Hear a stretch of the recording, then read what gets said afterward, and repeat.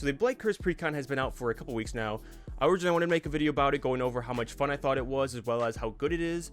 Decided to wait on that just a little bit, just so I could put my own thoughts, my own cards, and more upgrades into the deck to make it a little bit more functional and better overall. I will say off the bat, the best thing about it is how fun it is. It uses the Blight mechanic very well and gives off very good payoffs for the Blight mechanic, which is great that even a brand new mechanic has this much, I guess, resources and things to utilize it as much as possible, which is just great. Came out the bat really fun. Has a lot of good matchups on it as well. Good against token decks, good against decks that have good counterplay with like indestructible or just safety measures because it's -1/-1 counters, as well as there are a lot of cards to put in here that say exile creatures too. The control in here is very good. Third of all, maybe fourth. I don't know what number. That sucks. I forgot where it was. The other thing that it has a lot of good draw because of Aunti Ool's ability. Whenever one or more -1/-1 counters are put on a creature you control, you draw a card, which is always just refilling your hand constantly, especially when you get the massive boards or the ones that give everything -1/-1 counters. You draw a lot of cards, you kill a lot of opponents' creatures, they lose a lot of life, and all of this time all around you are refilling your hand and then also being able to use that hand consistently. So therefore it is very fun and very good matchups all around. Now let's look at some combos that it has in the deck right away. Since this deck has been out for a little while now, you probably have seen this combo with whenever you put one or more -1/-1 counters on a creature, create a 1/1 snake green token with death touch, and you have things and enchantments like whenever -1/-1 counter is put on a creature, you may create a 1/1, so boom, kind of the same kind of idea. But then you have a couple cards in this deck that have like whenever a creature dies, if it had -1/-1, you put it on another target creature, so you can, that way you make infinite snakes or elves or whatever, and then you also are putting the -1/-1 counters on them and you're getting the -1/-1 payoff. So with Aunti Ool on the battlefield, you can draw your entire deck, make an infinite army depending on what other cards you have in the deck. So right away it already has like a 3-card combo or however many cards you kind of want to get the most payoffs for it, but it does have combos in it right away. Another combo machine that is in here is Grim Poppet. I accidentally actually did a combo with it on the second day it came out because I had one of the new copy spells. It's for the elemental one. I'll put it on the screen. I think it's like Kindle something. I have Twin Flame in here now instead of it just because it's just a cheaper option and I don't have any elementals in it anyway, so it doesn't really matter. But basically you just make a copy of Grim Poppet in the deck and then you can just put a -1/-1 counter back and forth on each other, again going off either one of these two, that enchantment or this creature, to make infinite amount of creatures. You draw your entire deck out, blah blah blah, whatever it is. Also there's other ways of copying. We got Grub, Startled Matriarch in here, again grabbing, or not again, but overall grabbing a Goblin card from your graveyard to your hand when it enters or transforms, which I'll go into that a little bit later because we have a lot of Goblin synergy. The opposite side of it, you can blight one when it attacks and create a copy of a creature, which I have done that with the Grim Poppet. So without drawing in a Twin Flame, I was able to do that combo, which is always really nice. I guess one other card I should put on here is All Will Be One, which is like whenever you put one or more counters on a permanent or player, this enchantment deals that much damage to target permanent, right? Which is really nice to get a lot of more damage, which goes in with the combos whenever you get that set up. As well as the last combo that I have in here is the Tree of Perdition, and then we got Soul Immolation. So you exchange target life totals with this creature's toughness, maybe on turn 4, and then turn 5 you can do Soul Immolation, blight the Tree of Perdition for 40 or whatever it is, and Soul Immolation deals 40 damage to each opponent and each creature that player controls. Kind of fire. So we have a lot of different combos to kind of win or do a lot of cool things, a lot of card draw, a lot of damage, overall finishing the game quite literally. And that's one of the areas the deck kind of suffered with, is that I had so much control in this deck that it's hard to finish and close out games, especially when it's more combo-y kind of engines. Because like if you have something like Cradlehoof Behemoth, most of your things have -1/-1 counters on it. Like even if you do get the infinite amount of elves or whatever, I mean, you're probably just gonna have enough damage to win the game regardless. So it's kind of weird how to finish the game. I had a couple things like the new elemental that's kind of like a Cradlehoof Behemoth a little bit. But overall, it kind of just struggles with finishing when you can't give haste. So I also have Grub's Command in the deck, which target creature target player controls get +1/+1 and gain haste until end of turn, which also does other things like destroy target creature or artifact, creates a copy of target goblin you control, which by the way is a goblin card for Grub to grab again whenever Grub transforms, just an FYI. So we do have some synergy re-getting goblins, which I will again go into later about the goblin army that I have in this deck. That's kind of like a seal team, goblin team. So now that we went over the combo pieces in this deck, let's go over what the deck kind of needs to succeed a little bit more often, and that's having a more creatures and be more, let's see here, more turn 2 ramp to get your Aunti Ool out on turn 3, because it is a 4-drop commander. You really want the creature ones too, preferably ones that have more than 1 health, so you can abuse the blight mechanic onto your mana ramps themselves. So the Spider-Man one is really good because, you know, getting multiple taps of it a turn is really nice, and it's a common, by the way. The one in Lore and Eclipse itself is 0/4, add 1 mana of any color, which again, you can put 3 blight counters on this and be fine. You know, it's just another blight mechanic outsource that you can use, and it's mana ramp to get Aunti Ool out a turn early. So we just added more things like that. I do have a rampant growth and 1 talisman in there. I'm probably going to cut them for a creature version of like the Great Forest Druid and stuff like that, because it's just nice to have more blight mechanic outsources to go on to. Other than that, I really don't like tapped lands. The land mana pool was kind of fine, but the amount of tapped lands is, I just don't like my lands coming in tapped ever, to be honest. So I did keep 2 of them in there. I do have 2 of them in there, one being the Bajuka Bog, which I put in there myself, and the other one being Path of Ancestors. I think that's just a good card in general to kind of keep in there, because again, we have a lot of goblins in this deck, and Path of Ancestors is actually pretty good. So I have cards like the Verge cards from Duskmoor and Aether Drift, you know, to use the fact that we have a lot of swamps and mountains in here, or any basics to tap for both mana. I think I really like those ones. We also have the new Shocklands in here as well. We have these, I think they're called Pain Lands, when they deal 1 damage to you. These are fine. I was kind of running on the more budget ones right away anyways, and these work pretty good for me.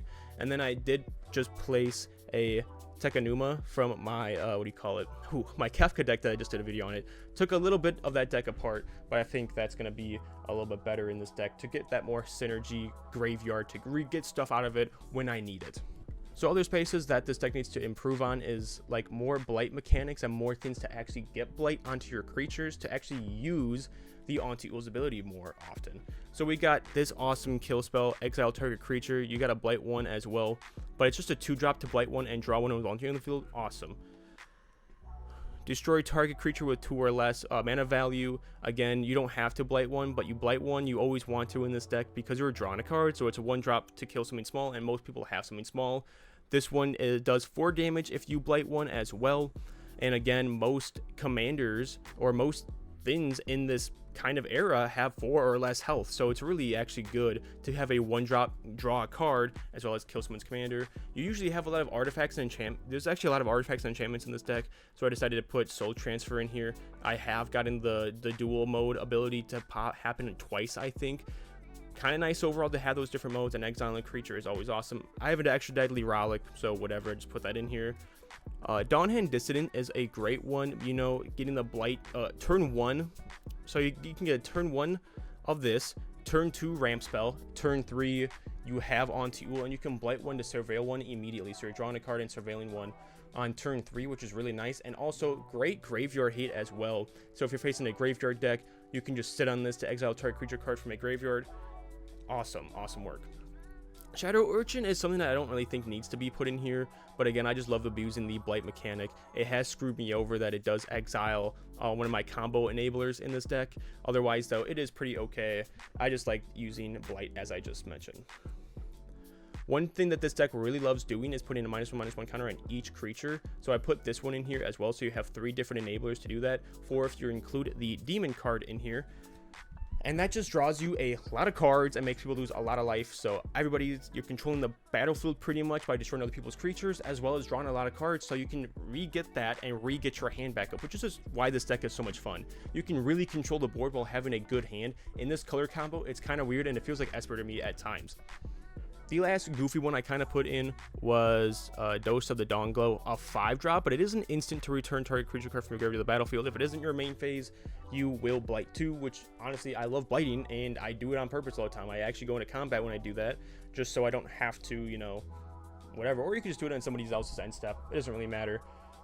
But again, more draw, and just being able to do that at instant speed is also really nice. All right, so now we're coming to the more conclusion side of this, and we're going into like what I kind of brought into this, which is having it more Goblin themed. Because the Goblins just kind of worked out where they have so many different blight mechanics that it just gives you a lot of card draw over time, which is just really nice. This one will give a creature haste if you blight one, which is just can go hard with the Tree of Perdition to get that off right away. A couple other things, just be able to attack with right away is also kind of nice.